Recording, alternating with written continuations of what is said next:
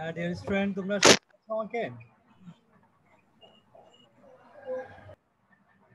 আসসালামু আলাইকুম। আসসালামু আলাইকুম স্যার। ওয়ালাইকুম আসসালাম রাহমাতুল্লাহ। তোমরা শুনতে পাচ্ছ আমাকে? হ্যাঁ, জি স্যার। ওকে ওকে, তোমরা জয়েন করতে থাকো ইনশাআল্লাহ।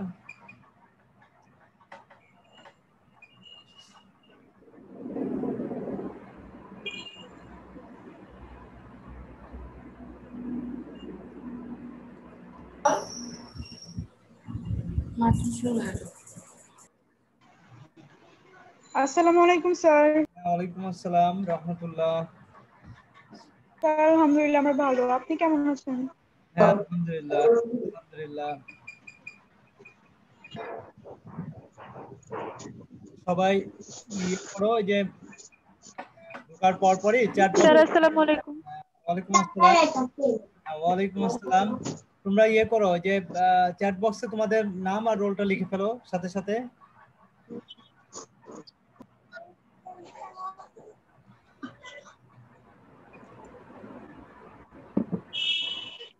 আল্লাহ গো। মেজাবিন, তুমি একটু মিউট করে ফেলো নিজেকে। ওকে। স্যার হ্যাঁ সাদিয়া, বলো। স্যার আমাদের যে ফেসবুকে যে গ্রুপটা আছে না, হ্যাঁ হ্যাঁ, ওখানে স্যার আমি 1 মাস আগে স্যার রিকোয়েস্ট পাঠায় রাখছি স্যার, accept করা হয় নাই, কি করব? সাদিয়া সুলতানা নামে আছে? কি নামে আছে? হ্যাঁ, স্যার সাদিয়া। কিছু বুঝতে শুনতে পারতেছি না। সাদিয়া, তোমার ইয়েটা ফেসবুক আইডিটা কি নামে?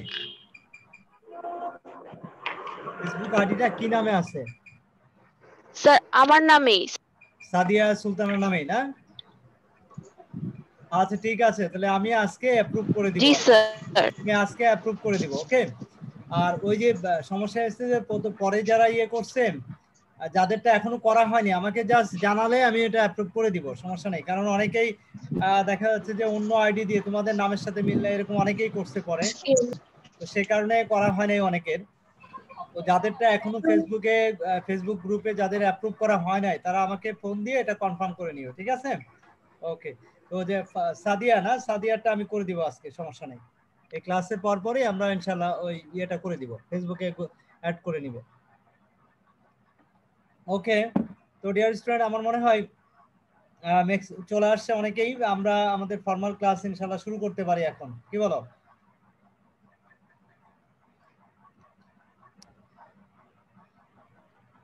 আমরা ফর্মাল ক্লাস শুরু করি।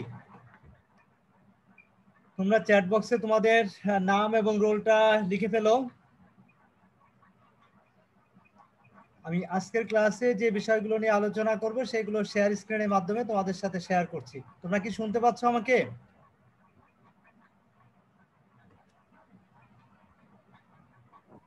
জি স্যার শুনতে পাচ্ছি। ওকে ওকে, ঠিক আছে। তাহলে আমরা যেটা করব সেটা হচ্ছে, আজকের ক্লাসে মূলত আমরা যে বিষয়গুলো নিয়ে পড়াবো সেই বিষয়গুলো আমি তোমাদের সাথে শেয়ার স্ক্রিনের মাধ্যমে শেয়ার করছি।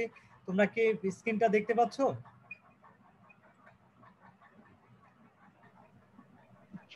জি স্যার। ওকে, জি স্যার। ঠিক আছে ঠিক আছে। তো তাহলে আমরা মোটামুটি আমাদের ক্লাসের কার্যক্রম শুরু করি। তো প্রিয় শিক্ষার্থীবৃন্দ, আসসালামু আলাইকুম। আজকের এই অনলাইন ক্লাসে তোমাদের সবাইকে স্বাগত জানাচ্ছি। সাথে আছি আমি মোহাম্মদ বাদশাহ আলমগীর, সহযোগী অধ্যাপক, মার্কেটিং বিভাগ, ঢাকা সিটি কলেজ। তো ডিয়ার স্টুডেন্ট, আজকে মূলত আমরা যেটা আলোচনা করব সেটা হচ্ছে তোমার 4 নম্বর ক্লাস আমাদের আজকে শুরু হচ্ছে। তো আজকে মূলত আমরা আমাদের উৎপাদন ব্যবস্থাপনা ও বিপণন প্রথম পত্রের 2য় অধ্যায় নিয়েই আমরা আলোচনা করছি। আমাদের এই চ্যাপ্টারটা কিন্তু এখনো আলোচনা অব্যাহত আছে। তো আজকের ক্লাসে মূলত যে বিষয়গুলো নিয়ে আমরা আলোচনা করব সেগুলো হচ্ছে, দেখো, মূলধন বলতে কি বোঝায়, মূলধনের বৈশিষ্ট্য, মূলধনের গুরুত্ব, মূলধন গঠন বলতে আমরা কি বুঝাই, মূলধন গঠনের পর্যায় বা ধাপ, সংগঠন বলতে কি বোঝায়, সংগঠনের বৈশিষ্ট্য, সংগঠনের গুরুত্ব আর সংগঠনের প্রকারভেদ। এই টপিকগুলো নিয়ে মূলত আমরা আজকে আলোচনা করব। টপিকগুলো কিন্তু অনেকগুলো মনে হচ্ছে টপিক, কিন্তু বেসিক্যালি এটা অনেক ছোট ছোট চ্যাপ্টারই আমরা বলতে পারি। ঠিক আছে, মানে ছোট ছোট টপিকগুলো অত ডিটেল মানে না, বড় না, যে কারণে আমরা ইনশাআল্লাহ আশা করছি যে এই টপিকগুলো আমরা আলোচনা সুন্দরভাবে শেষ করতে পারবো। তোমাদের এরপরে আমাদের আলোচনার পরে তোমাদের কোশ্চেন আনসার দেওয়ার জন্য আমি চেষ্টা করব কিছু সময় হাতে রাখার। তোমাদের কারো কোনো কোশ্চেন থাকলে তখন তোমরা অবশ্যই কোশ্চেন করার সুযোগ পাবে ইনশাআল্লাহ। ঠিক আছে? তো ডিয়ার স্টুডেন্ট, তো আমরা আমাদের আজকের ক্লাসের যে আলোচনার টপিকগুলো আছে এই টপিকগুলো নিয়ে আমরা ধারাবাহিকভাবে আলোচনা শুরু করি। চলো যাওয়া যাক। আমাদের আজকের আলোচনার প্রথম টপিক হচ্ছে মূলধন বলতে কি বোঝায়। দেখো, মূলধন বলতে কি বোঝায়, তোমরা স্ক্রিনে কিছুটা হলেও দেখতে পাচ্ছ যে মূলধন বলতে কি বোঝায় মোটামুটি ভাবে একটা আইডিয়া দেওয়া আছে। তো সেখানে কি বলা হচ্ছে সেটা একটু দেখো, যে সাধারণত অর্থে আমরা মূলধন বলতে ব্যবসায় নিয়োজিত অর্থকে বুঝি, কিন্তু অর্থনীতির ভাষায় কিন্তু মূলধন বলতে ব্যবসায় নিয়োজিত শুধু ওই দ্রব্যকে বোঝায় না। অর্থনীতির ভাষায় কি বোঝায় দেখো, অর্থনীতির ভাষায় উৎপাদিত দ্রব্যের ওই অংশকে বোঝাবে যা পুনরায় উৎপাদন কাজে ব্যবহৃত হয়ে থাকে। আবার উৎপাদনে ব্যবহৃত যে সকল উপকরণ থাকে দীর্ঘমেয়াদী আয় বা সুবিধা পাওয়া যায় সেগুলো মূলধনের অন্তর্ভুক্ত হবে। তাহলে আমরা মূলধন বলতে কি বুঝলাম? মূলধন বলতে আমরা সাধারণত ব্যবসায় নিয়োজিত অর্থকে বুঝি, কিন্তু অর্থনীতির ভাষায় ওই সকল দ্রব্যকে বা ওই সকল দ্রব্যের অংশকে আমরা মূলধন হিসেবে গণ্য করব যেগুলো পুনরায় উৎপাদনের কাজে ব্যবহার করা হয়ে থাকে। এবং আমরা যদি অন্যভাবে বলি তাহলে আমরা বলতে পারবো কি, যে উৎপাদনে ব্যবহৃত যে সকল উপকরণ থেকে দীর্ঘমেয়াদী আয় বা সুবিধা পাওয়া যাবে ওই সকল উপকরণকে মূলত মূলধন হিসেবে গণ্য করা হবে। তো প্রিয় শিক্ষার্থীরা, আমরা উদাহরণ হিসেবে বলতে পারি যেমন যন্ত্রপাতি, পরিবহন, তারপরে তোমার পথ, পরিষেবা, স্থাপনা, তারপরে তোমার যেটাকে আমরা বলছি এই যে আমাদের ক্যাশ টাকা, সেটাও কিন্তু মূলধন, কারণ এটাও আমরা ব্যবসায় নিয়োজিত করি বিভিন্ন কাজে আর কি, ব্যবসায়িক কাজে কিন্তু সেটা আমরা ব্যয় করে থাকি। সো এটাকেও আমরা মূলধন হিসেবে গণ্য করে থাকি।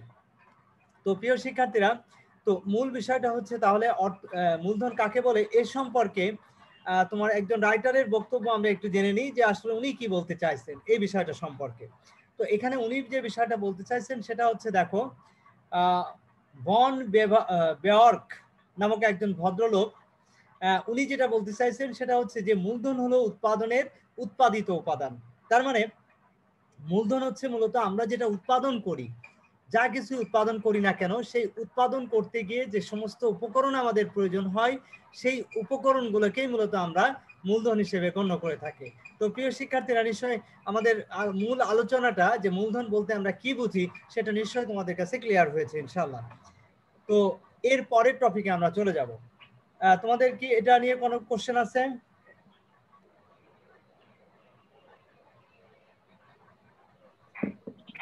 মূলধন বলতে কি বোঝায় এটা কি বুঝতে পারছো তোমরা? জাস্ট একজন একটু রেসপন্স করলেই হবে। জি স্যার।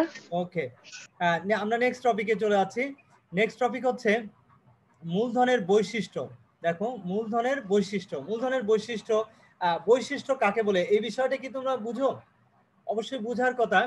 বৈশিষ্ট্য মানে হচ্ছে বিশেষত্ব, অর্থাৎ আমরা সাধারণত যে বিশেষত্বগুলোর কারণে এক বিষয়কে অন্য একটা বিষয় থেকে আলাদাভাবে চিনতে পারি বা বুঝতে পারি বা উপস্থাপন করতে পারি। যেমন আমরা একজন ব্যক্তি থেকে আরেকজন ব্যক্তিকে কিন্তু আলাদাভাবে চিহ্নিত করতে পারি, আলাদাভাবে চিনতে পারি, আলাদাভাবে বুঝতে পারি। কিসের ভিত্তিতে? তার কিছু স্বতন্ত্রতার কারণে। অর্থাৎ একজন ব্যক্তির বিশেষ কিছু বৈশিষ্ট্য আছে যেগুলোর কারণে কিন্তু আমরা অন্য ব্যক্তি থেকে তাকে আলাদাভাবে চিনতে পারি। তো এটাই হচ্ছে বেসিক্যালি বৈশিষ্ট্য। তার মানে বৈশিষ্ট্য মানেই হচ্ছে বিশেষত্ব, এই বিষয়টা আমাদের খেয়াল রাখতে হবে। তো প্রিয় শিক্ষার্থীরা, স্যার, হ্যাঁ শিওর। স্যার একটা প্রশ্ন করার ছিল, মানে হ্যাঁ শিওর। এই পড়ার বিষয় না আর কি, একটু অন্য বাহিরিক বিষয় আর কি। আচ্ছা, আচ্ছা, বাইরের বিষয় বললে সেটা আসলে একদম ক্লাসের শেষে আলোচনা করলে বেটার হয়, কারণ ক্লাস স্যার আমাদের সিলেবাসটা আর স্যার আমাদের পরীক্ষা নিয়ে আর কি সবার মধ্যে গ্রুপে একটু কথা বলতে বলতে আর কি একটু সবারই মিসআন্ডারস্ট্যান্ডিং তৈরি হয়েছে যে পরীক্ষা কবে হবে। কেউ বলতেছে সেকেন্ড ইয়ারের পরীক্ষা, কেউ বলতেছে আমাদের পরীক্ষা হবে। না না, এটা তোমাদের যদি একটু পরীক্ষা স্যার না। ক্লিয়ার করে দিতেন। হ্যাঁ, তোমাদের পরীক্ষা না, এটা হচ্ছে সেকেন্ড ইয়ারদের পরীক্ষা 15 তারিখ থেকে হবে। যারা সেকেন্ড ইয়ারে ওদের ক্লাস আমরা সাসপেন্ড করছি গতকাল, মোটামুটি মিটিং এর মাধ্যমে আমাদের ক্লাস সাসপেন্ড হয়ে গেছে ওদের সেকেন্ড ইয়ারে ক্লাস আর কি। যারা সেকেন্ড ইয়ারে পড়ে তাদের মূলত পরীক্ষা হবে 15 তারিখ থেকে। ওকে, এটা অনলাইনে পরীক্ষা হবে। তোমাদের পরীক্ষা নিয়ে এখনো কোনো আলোচনা হয় নাই। তোমাদের মধ্যে ফেসবুকে বা ইসে এত বেশি আলোচনা দরকার নেই এই বিষয়গুলো নিয়ে। যে কোনো বিষয়ে কনফিউশন হলে আমাকে কোশ্চেন করে আমার কাছ থেকে তোমরা জেনে নিতে পারবা। শুধু শুধু নিজেদের মধ্যে ইয়ে বাড়ানোর দরকার নেই, কনফিউশন বাড়ানোর দরকার নেই। এতে বেশি না জেনে বেশি আলোচনা করলে দেখা যাচ্ছে কনফিউশন বাড়বে।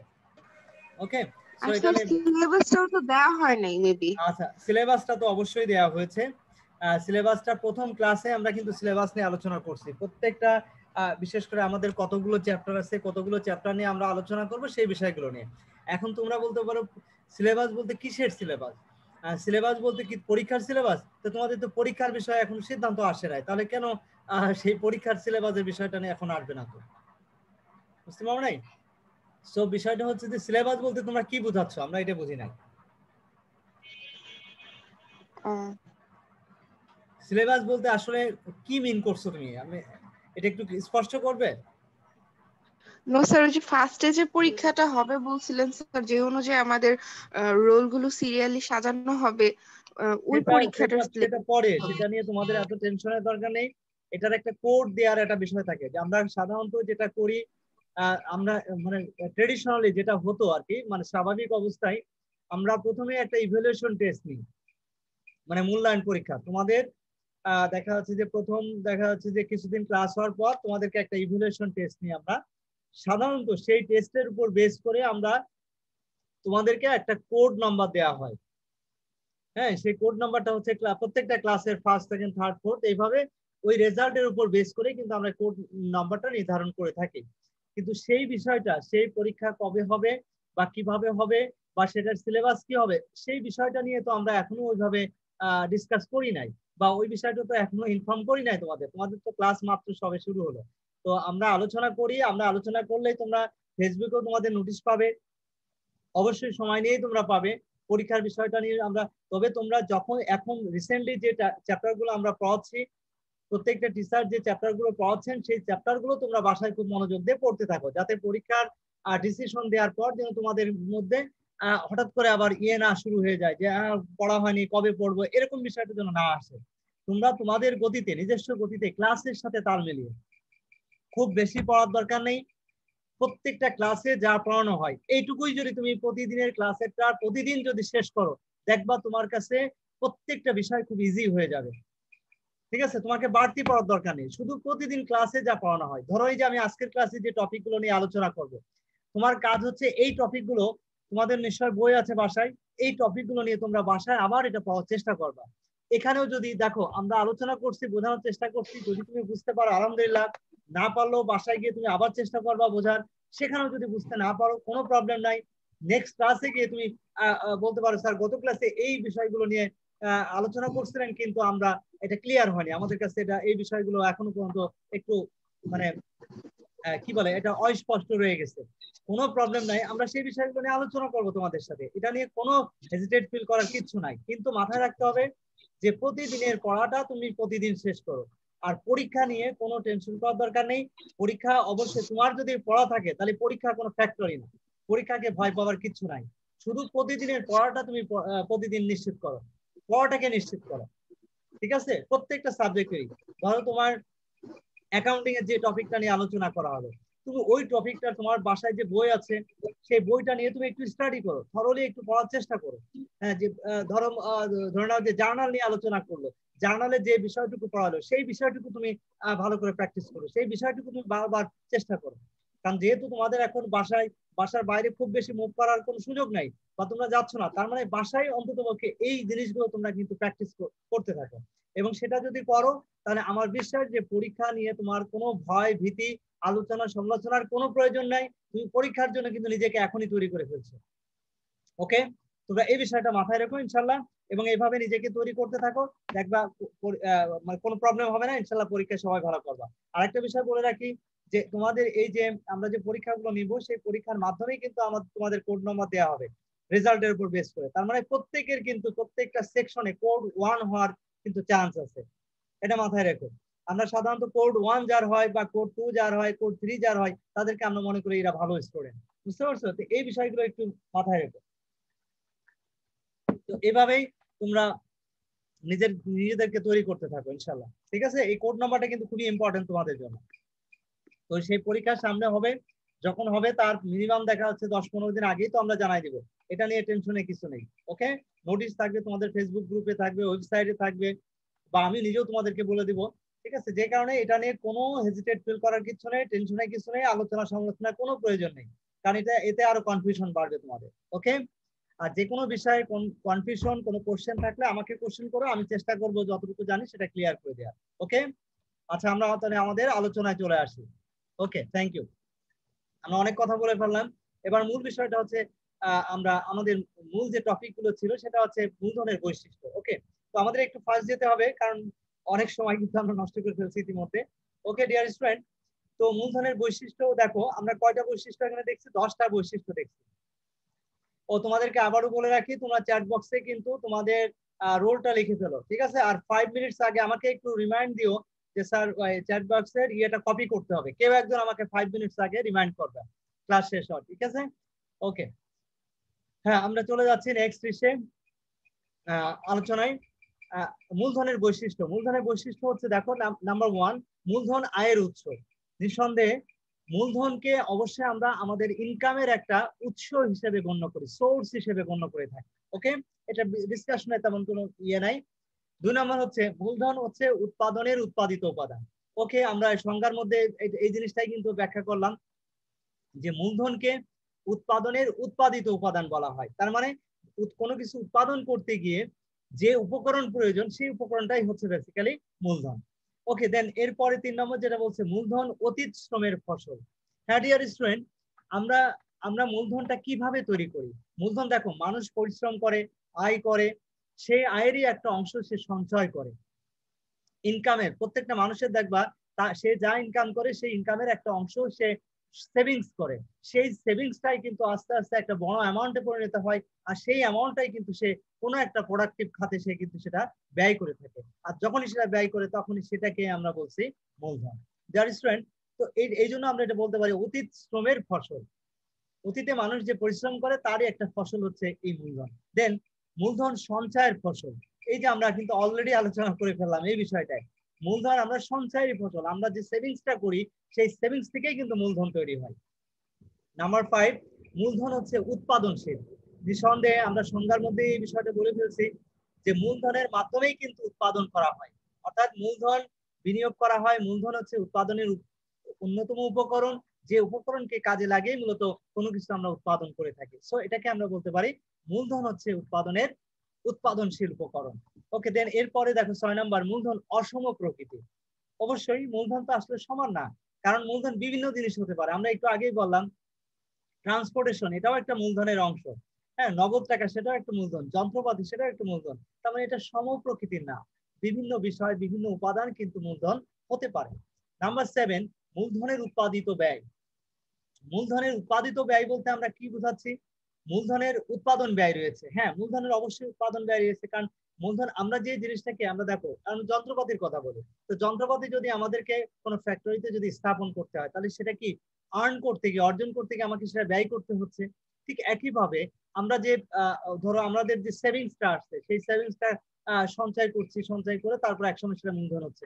তো এই যে সঞ্চয় করছি কোথা থেকে, যে সেই সঞ্চয়টা তৈরি করার আগে আমাকে আয় করতে হচ্ছে, তা আয় করার জন্য আমাকে শ্রম ব্যয় করতে হচ্ছে, তাই না? আমার শ্রমটাকে, আমার সেটা শারীরিক হোক মানসিক হোক, সেই শ্রম কিন্তু এখানে ব্যয় করতে হচ্ছে। তারপরেই কিন্তু আমি আয় করছি, এবং সেই আয় থেকে আমি সঞ্চয় করছি, আর এই সঞ্চয় থেকে বেসিক্যালি মূলধন হচ্ছে। তো আমরা নিঃসন্দেহে বলতে পারি যে মূলধনের অন্যতম একটা বৈশিষ্ট্য হচ্ছে কি, যেটা একটা এটার একটা উৎপাদন ব্যয় আছে। দেন এরপরে মূলধন হচ্ছে গতিশীল। নিঃসন্দেহে মূলধন কিন্তু কখনো স্থির প্রকৃতির না, এটা হচ্ছে মুভমেন্ট, মানে কি বলে, এটা গতিশীল, মানে এক জায়গায় সবসময় স্থির থাকে না, এটা কিন্তু ট্রান্সফারেবল, এটা মাথায় রাখতে হবে। মূলধন সবসময় ট্রান্সফারেবল, এটা কিন্তু আমাদের মনে রাখতে হবে। ওকে, দেন এরপরে যেটা আসছে মূলধন হচ্ছে অস্থায়ী। হ্যাঁ, সবসময় যে মূলধন ফিক্সড হয় তা কিন্তু না, কখনো দেখা যাচ্ছে মূলধন তুমি কিন্তু উইথড্র করতে পারো, মূলধন তুমি দেখা যাচ্ছে যে তোমার প্রয়োজনে কিছু মূলধন কিন্তু উত্তোলনও করতে পারো।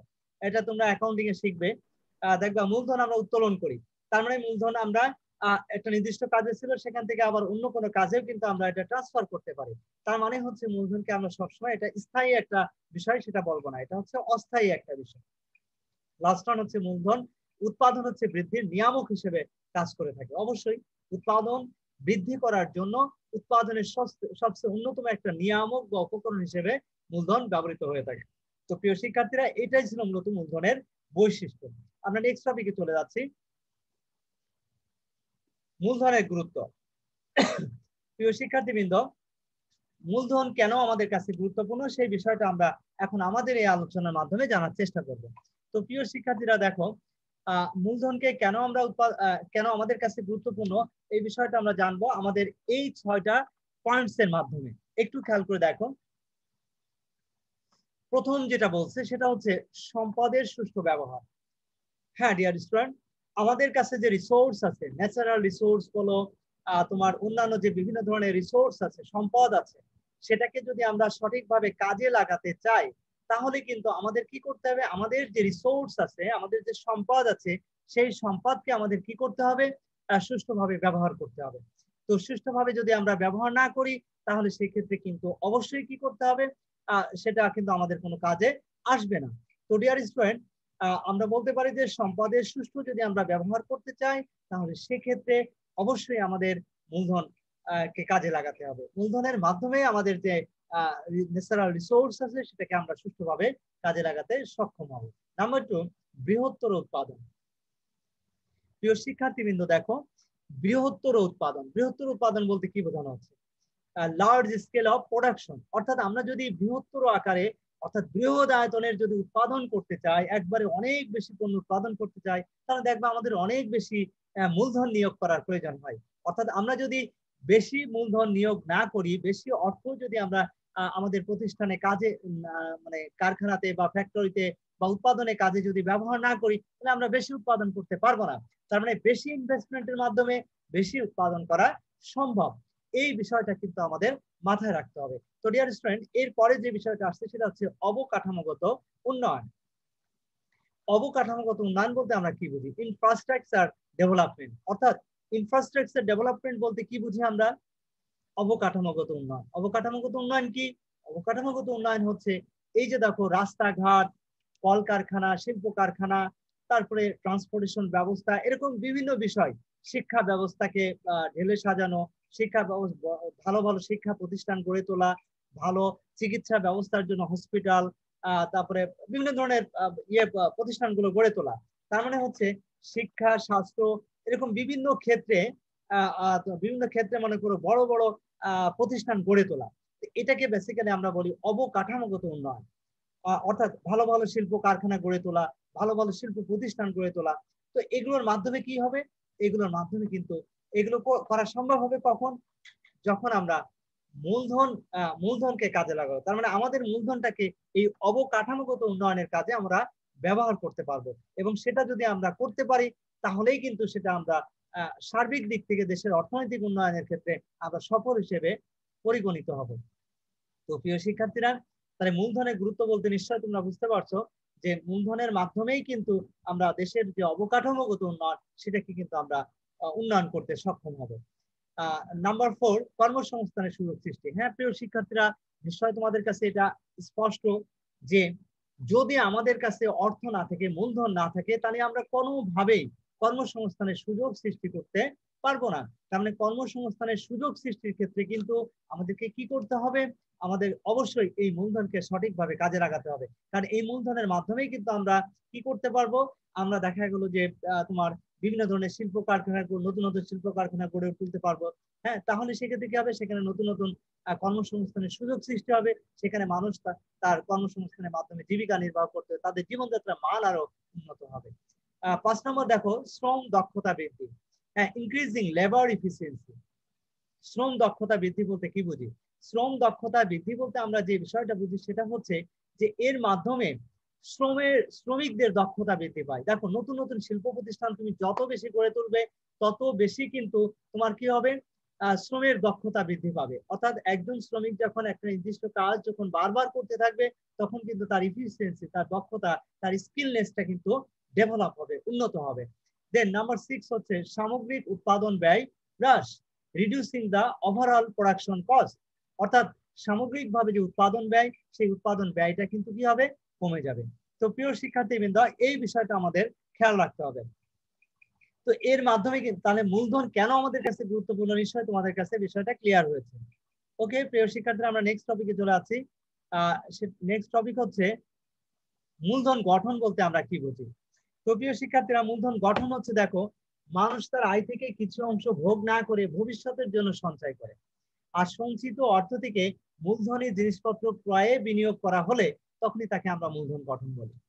যেমন ধরো, তবে তার আগে একটু দেখো, উদাহরণ দেওয়ার আগে আমরা একটু বলি যে সঞ্চয়ের পুরোটা মূলধন গঠনের মধ্যে কিন্তু অন্তর্ভুক্ত নয়। যেমন আমরা যা সেভিংস করি, অর্থাৎ আমরা ধরো আমরা ইনকাম করি 10 টাকা, সেখান থেকে হয়তো প্রতি মাসে মাসে আমরা 2 টাকা করে সঞ্চয় করি। তো এই 2 টাকা করে যা সঞ্চয় করি তা পুরাটাই যে মূলধনের হিসেবে পুনরায় ইনভেস্ট করি তা কিন্তু নয়। এই সঞ্চয় দেখাচ্ছে হয়তো দেখা গেল যা টোটাল টাকা হলো সেভিংস হিসেবে, সেটার একটা নির্দিষ্ট অংশ কিন্তু আমরা অন্য কাজে ব্যয় করি। এই জন্য বলা হচ্ছে যে যতটুকু আমরা সঞ্চয় করব বা সেটার পুনরায় যেটুকু শুধুমাত্র ব্যয়, পুনরায় যেটুকু শুধুমাত্র উৎপাদন কাজে বিনিয়োগ করব, সেটাই বেসিক্যালি মূলধন। তো অন্যভাবে যদি আমরা বলি তাহলে কি, যে কোনো দেশ তার বর্তমান উৎপাদনশীল ক্ষমতার সবটুকু ভোগ বা ব্যবহার না করে কিছু অংশ মূলধনী সম্পত্তিতে বিনিয়োগ করলে তখনই সেটাকে মূলধন বলা হবে। তো মূলধন গঠন হিসেবে গণ্য হবে।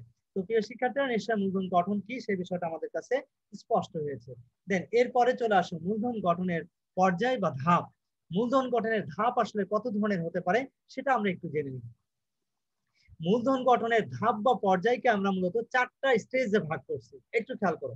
মানে মূলধন যে আমরা ক্যাপিটাল যে আমরা গঠন করি, কিভাবে গঠন হতে পারে, এই 4টা ধাপ অতিক্রমের মাধ্যমেই কিন্তু আমাদের কাছে যে সঞ্চিত অর্থ বা আয় সেটা আসলে মূলধনে পরিগণিত হয়। কিভাবে হয় সেটা একটু ভালো করে বুঝে নেওয়ার চেষ্টা করো।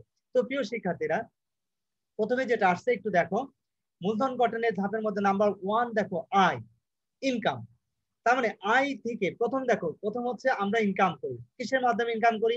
সেটা চাকরি করে হোক, সেটা ব্যবসা করে হোক, বা অন্য কোনো ভাবে হোক। ব্যবসা করার কথাই যদি বলি, কেউ একজন বিজনেস করে, তো বিজনেস করে সেখান থেকে সে ইনকাম করে, প্রফিট করে, তার প্রফিটটাই কিন্তু তার আয়।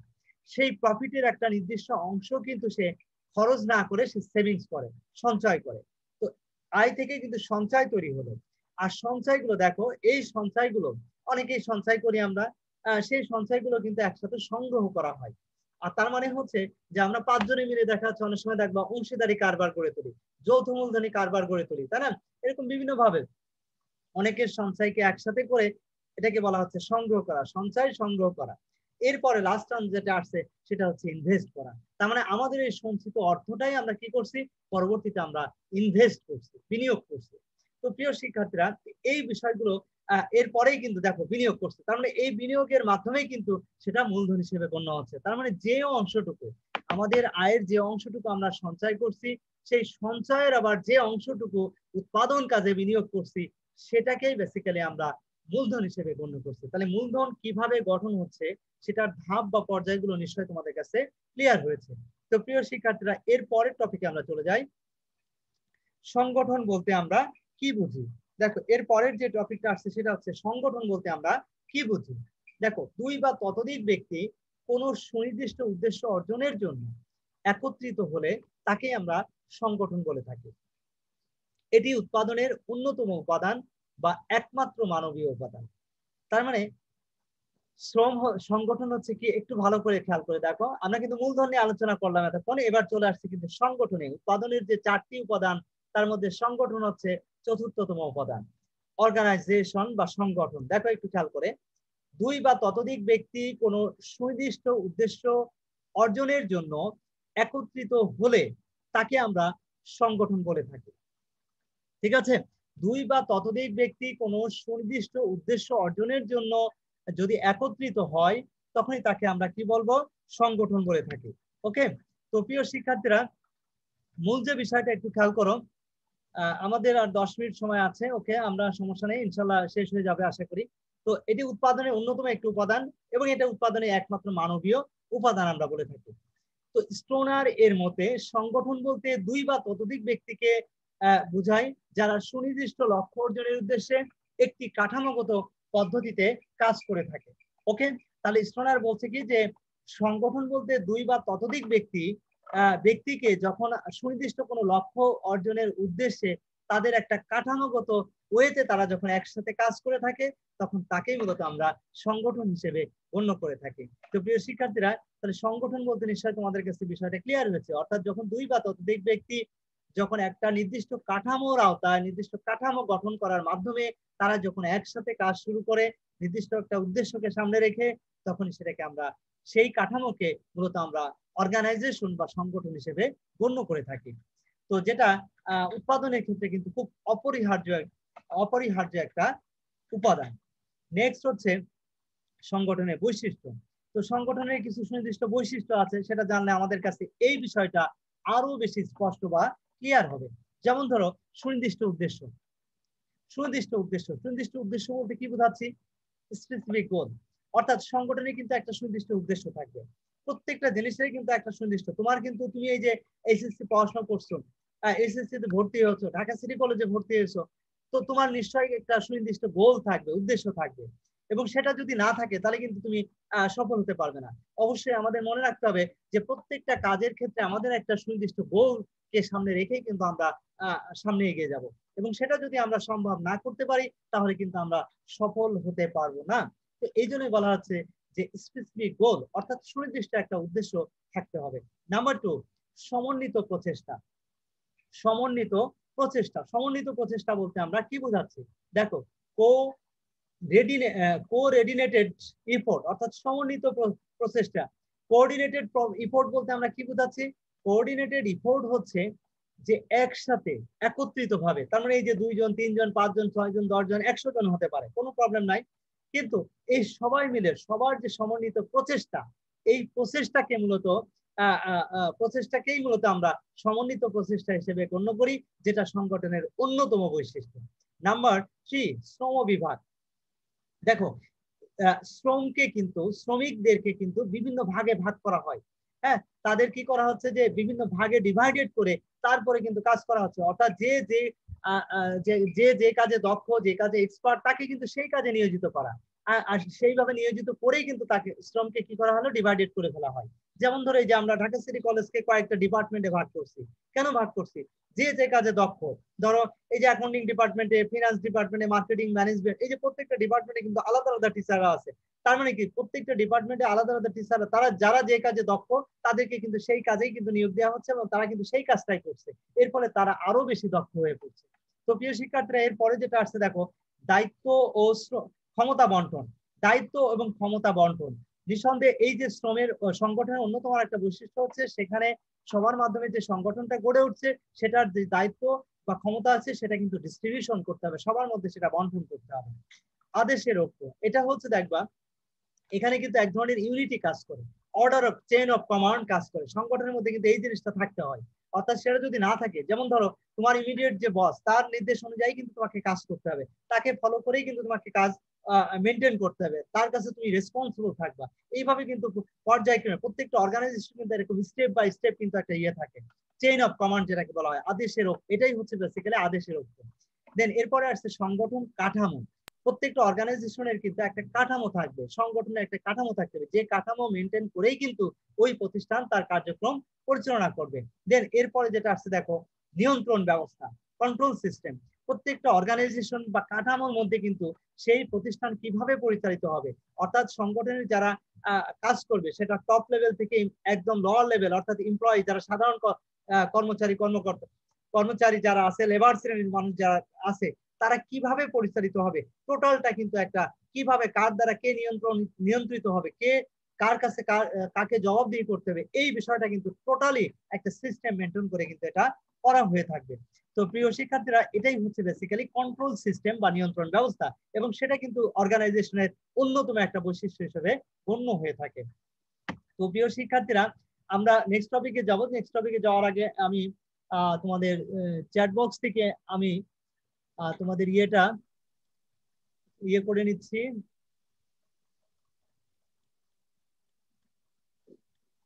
কপি করে নিচ্ছি, একটা সেকেন্ড।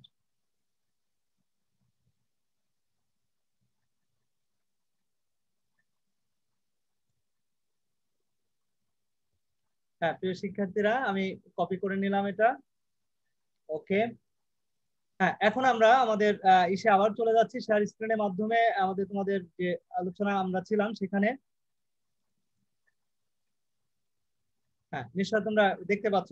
ওকে, তো এই হচ্ছে মোটামুটি সংগঠনের বৈশিষ্ট্য। আমরা নেক্সট টপিকে চলে যাচ্ছি, সংগঠনের গুরুত্ব। কেন সংগঠন আমাদের কাছে গুরুত্বপূর্ণ সেই বিষয়টা আমরা জানবো। তো খুবই অল্প সময় আছে, আমরা সংক্ষেপে শেষ করি ইনশাল্লাহ। ব্যবস্থাপনার হাতিয়ার। দেখো, এটা সংগঠনের কারণ হচ্ছে, সংগঠন হচ্ছে যে কোনো প্রতিষ্ঠান সুন্দরভাবে ম্যানেজমেন্টের বা ব্যবস্থাপনা করার ক্ষেত্রে অন্যতম হাতিয়ার হিসেবে গণ্য হয়ে থাকে। 2 নম্বর হচ্ছে ব্যবস্থাপনা ও পরিচালনায় সহায়তা করা। তো ব্যবস্থাপনা এবং পরিচালনায় কিন্তু সহায়তা করার ক্ষেত্রে কিন্তু সংগঠনের গুরুত্ব, সংগঠনের কাঠামো কেমন হবে, এটা কিন্তু খুবই গুরুত্বপূর্ণ একটা বিষয়। নাম্বার 3 হচ্ছে কর্তৃত্ব বন্টন, অর্থাৎ কর্তৃত্ব, টপ লেভেলের দায়িত্ব কি, এরপরে ম্যানেজারদের দায়িত্ব কি, জিএমদের দায়িত্ব কি, ডিরেক্টরদের দায়িত্ব কি, বা লেবারদের দায়িত্ব কি, প্রত্যেকটা বিষয় কিন্তু একটা ডিস্ট্রিবিউশন করা থাকবে, সিস্টেমেটিক ওয়েতে কিন্তু চলবে। প্রবৃদ্ধি ও বৈচিত্র্য, এক্ষেত্রে কিন্তু সংগঠনের অন্যতম একটা গুরুত্বপূর্ণ হচ্ছে যে দেশের যে প্রবৃদ্ধি, প্রতিষ্ঠানের প্রবৃদ্ধি, সমাজের প্রবৃদ্ধি বা এই যে বৈচিত্র্য নিয়ে আসা, সেক্ষেত্রে কিন্তু সংগঠন গুরুত্বপূর্ণ ভূমিকা রেখে থাকে। 5 নম্বর হচ্ছে প্রযুক্তিগত সম্পদের সর্বোচ্চ ব্যবহার। প্রযুক্তিগত সম্পদের আমরা যখন সর্বোচ্চ ইউটিলাইজ করতে চাই, ব্যবহার করতে চাই, সেক্ষেত্রেও কিন্তু এই সংগঠনের ব্যবহারটা কিন্তু খুবই গুরুত্বপূর্ণ। সংগঠনের মাধ্যমে কিন্তু আমরা সেই কাজটা সম্পূর্ণ করে থাকি। দেন এরপরে আসছে মানব সম্পদের ব্যবহার। মানব সম্পদ অর্থাৎ মানব, আমরা আসলে মানুষকে কিন্তু কোনোভাবেই কিন্তু বোঝা মনে করা উচিত না। এটা কিন্তু এদেরকে প্রপারলি ইউটিলাইজ করতে হবে, যেটা কিন্তু বাংলাদেশ, চীন কিন্তু বিশ্বের সবচেয়ে বড় উদাহরণ যে কিভাবে আসলে শ্রমিকদেরকে, মানে জনসাধারণকে, পপুলেশনকে কিভাবে আসলে জনশক্তিতে রূপান্তর করা যায়। হ্যাঁ, চীন কিন্তু এটা সারা বিশ্বের, ওয়ার্ল্ডের জন্য কিন্তু একটা দারুণ উদাহরণ হিসেবে গণ্য হয়ে থাকে। তো এরপরে যেটা আসছে নমনীয়তা, ফ্লেক্সিবিলিটি। অবশ্যই ফ্লেক্সিবিলিটি থাকতে হবে। যখন যখন যে কোনো কাজে কাকে দায়িত্ব দিলে ভালো হয়, কাকে কোন দায়িত্ব দিলে সে পারফেক্টলি করতে পারে, এই বিষয়টা নমনীয় থাকবে, ফ্লেক্সিবল থাকবে, যাতে চেঞ্জ করার অপশন থাকে। নেক্সট যেটা আসছে সেটা হচ্ছে উৎপাদনশীলতা বৃদ্ধি। হ্যাঁ ডিয়ার স্টুডেন্ট, উৎপাদনশীলতা বৃদ্ধির ক্ষেত্রেও কিন্তু এই সংগঠনের গুরুত্ব অপরিসীম, অর্থাৎ সংগঠন কিন্তু উৎপাদন বৃদ্ধির ক্ষেত্রেও তোমার গুরুত্বপূর্ণ ভূমিকা রেখে থাকে। আর নেক্সট টপিক হচ্ছে সংগঠনের প্রকারভেদ, এবং এটাই সম্ভবত লাস্ট টপিক। সংগঠনকে আমরা মূলত 7 ভাগে ভাগ করতে, একটু খেয়াল করে দেখো। এক মালিকানা সংগঠন, সোল প্রোপাইটরশিপ অর্গানাইজেশন, অংশীদারি ব্যবসার সংগঠন, পার্টনারশিপ বিজনেস, যৌথ মূলধনী কোম্পানি, সমবায় সমিতি, ব্যবসা জোট, যৌথ উদ্যোগ এবং রাষ্ট্রীয় সংগঠন। এইভাবে আমরা 7 ভাগে ভাগ করে থাকি। তো এক মালিকানা কার মানে নিশ্চয় বুঝতে পারছো, মানে একক ব্যক্তি যখন কোনো ব্যবসা শুরু করে সেটাই হচ্ছে এক মালিকানা সংগঠন। অংশীদারি ব্যবসা হচ্ছে যখনই মনে করো যে কয়েকজন ব্যক্তি, 2 বা ততোধিক ব্যক্তি মিলে যখন চুক্তির ভিত্তিতে তারা তাদের কোনো একটা সংগঠন গড়ে তোলে, তারা তাদের ব্যবসা সংগঠন গড়ে তোলে, তখন সেটাকে আমরা বলছি অংশীদারি ব্যবসা। যৌথ মূলধনী হচ্ছে সাধারণত এটা শেয়ার মূলধন দ্বারা এটা সীমাবদ্ধ। এটা আসলে জয়েন্ট স্টক কোম্পানি, এটা তোমরা শুনে থাকবে, যেটা মূলত সেখানে অনুমোদনের মাধ্যমে মূলত কোম্পানি হিসেবে নিবন্ধিত হতে হয়। সেটা প্রাইভেট লিমিটেড কোম্পানি আছে, পাবলিক লিমিটেড কোম্পানি আছে, এখন যে কোনো ফরম্যাটে এটা গঠন করা যেতে পারে। সমবায় সমিতি হচ্ছে যখন একই শ্রেণীর, সমশ্রেণীর বা সম মেন্টালিটির মানুষ যখন একসাথে হয়ে যখন আসলে তারা কোনো কার্যক্রম করে, তখন সেটাকে আমরা সাধারণত কোঅপারেটিভ সোসাইটি বলে থাকি। ব্যবসা জোট হচ্ছে বিজনেস অ্যালায়েন্স। হ্যাঁ, এটা তো বুঝতে পারছো, অনেক কয়েকটা ব্যবসা, একই শ্রেণীর কয়েকটা ব্যবসা একসাথে হয়ে সংগঠিত হয়ে যখন তারা কোনো কাজ করে, সেটাকে আমরা বলি বিজনেস অ্যালায়েন্স। যৌথ উদ্যোগ হচ্ছে জয়েন্ট ভেঞ্চার। তো একইভাবে অনেকগুলো প্রতিষ্ঠান হতে পারে, অনেকগুলো ব্যক্তি হতে পারে, তারা কি করে জয়েন্ট ভেঞ্চারে যৌথভাবে যদি কোনো উদ্যোগ গ্রহণ করে, তখন সেটাকে আমরা বলি যৌথ উদ্যোগ বা জয়েন্ট ভেঞ্চার। আর লাস্ট ওয়ান যেটা আছে রাষ্ট্রীয় সংগঠন। রাষ্ট্রীয় সংগঠন হচ্ছে রাষ্ট্রও কিন্তু বিভিন্ন ধরনের সংগঠন গড়ে তোলে, যেমন ধরো বিএসটিআই। একটা সংগঠন, একটা অর্গানাইজেশন, যারা কিন্তু রাষ্ট্রের পক্ষ হয়ে তারা কাজ করে থাকে। এরকম বিভিন্ন ধরনের সংগঠন আছে রাষ্ট্রের। যেমন ধরো আমরা বলতে পারি এটাকে, যেমন ওই যে তোমার দুদক, হ্যাঁ, তারপরে নির্বাচন কমিশন, এরকম রাষ্ট্রের বিভিন্ন সংগঠন আছে যারা কিন্তু স্বতন্ত্র ভাবে কিন্তু তারা তাদের কার্যক্রম পরিচালনা করে থাকে। তো প্রিয় শিক্ষার্থীরা, এটাই হচ্ছে মূলত